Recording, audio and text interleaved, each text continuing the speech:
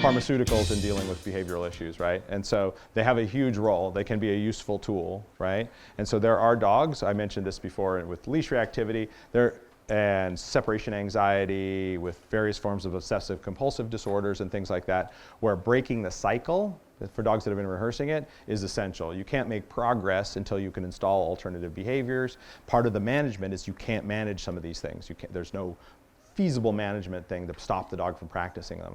And in those cases, they've proven to be very effective, but it's in conjunction with a training plan. So they're used to block the response while you install other behaviors and alternatives, and then they're weaned off of them. And it works really well for separation anxiety, for very severe cases of separation anxiety. It works well for some of the OCD behaviors while you install controls and alternatives. And it can work for extreme reactivity and sound sensitivity and things like that.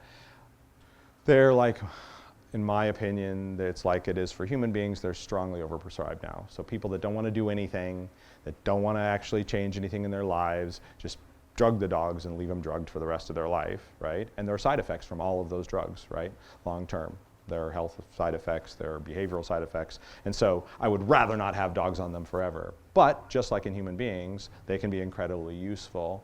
And so if it's part of a well thought out program and the dogs that are getting them really need them, then I'm all for it, right?